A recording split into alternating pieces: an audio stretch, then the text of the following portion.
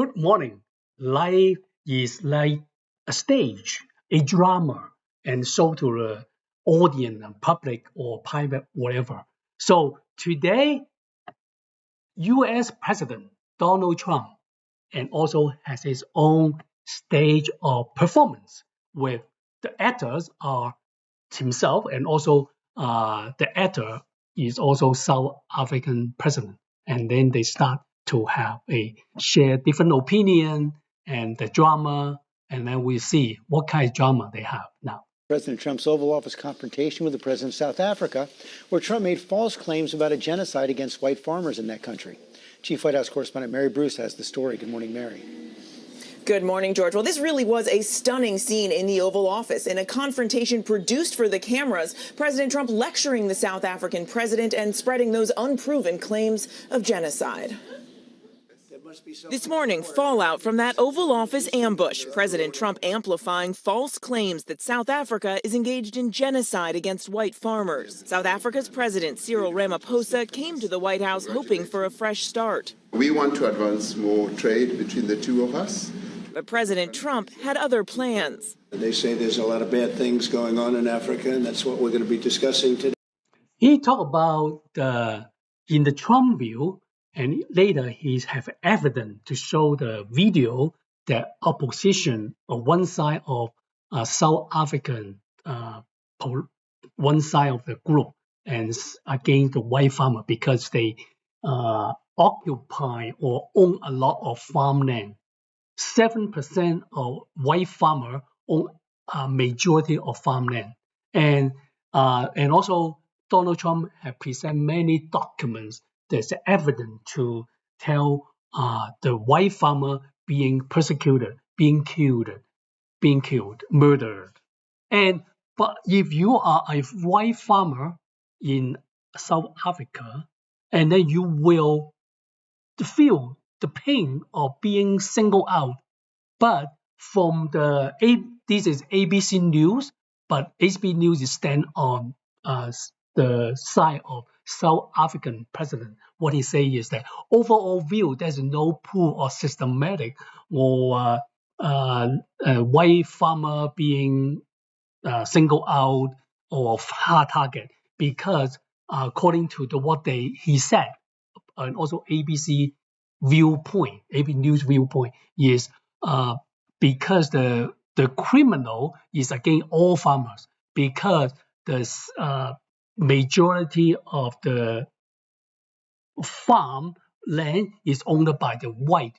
The white think that they are persecuted, but actually the victim are all including black and including white.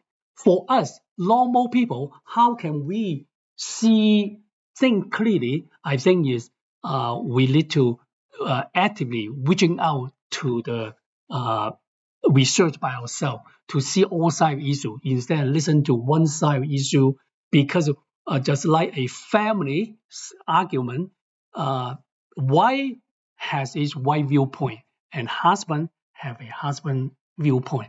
If we focus on one side and we never can see the whole issue, whole picture.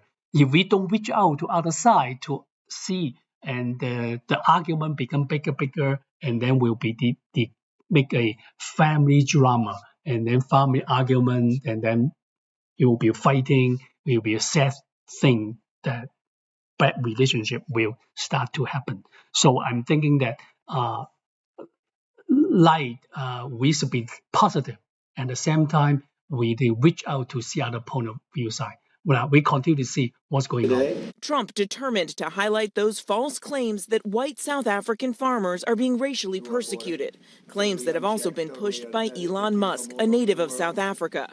Despite banning nearly all refugees coming to the U.S., the Trump administration now making an exception for white South Africans, a plane load arriving in the U.S. just last week. The administration still cutting all aid to South Africa. We have had a tremendous number of people, especially since they've seen this.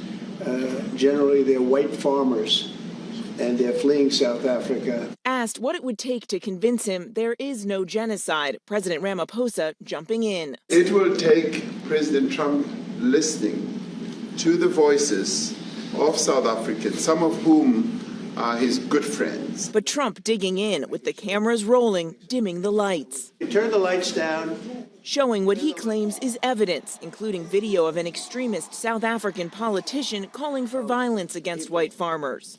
Trump also holding up a stack of articles he says proves it's happening. But Ramaphosa adamant the views in the video do not represent his government. Our government policy is completely against what he was saying. Major political parties in South Africa and a South African judge agree, denying the existence of a white genocide in their country. South Africa does have a crime problem, and statistics show farmers are being murdered. But there is no evidence it is racially motivated or amounts to genocide. White farmers make up only 7% of the country, but own the vast majority of its farmland.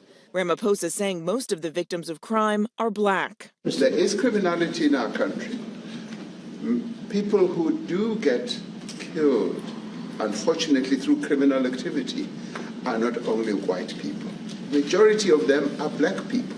Trying to ease the tension, South Africa's president then joking he wishes he could be like the nation of Qatar and gift Trump a luxury jet. I'm sorry, I don't have a plane to give you. I wish you did. I take it. I would take it. Now, after the I would like to stress on being positive and also acknowledge the reality of the bad thing happen to people. And we passionate about saying that bad thing happen, but at the same time, we should not be emotionally moved by one side story. And just like what the gospel of Jesus Christ suggests, that we need to be positive. We need to be realistically understand, passionate about people's suffering. But when we connect to all sides of the issue, then we will see majority of people are good people. And despite some people, they through their action will cause suffering for some kind of people. That's why we need to reach out to mourn with those to mourn, and then comfort those comfort. At the same time, we need to see all sides of the issue. Another side of the issue is another story. We should not be spread out hatred, spread out negative toward any group of people.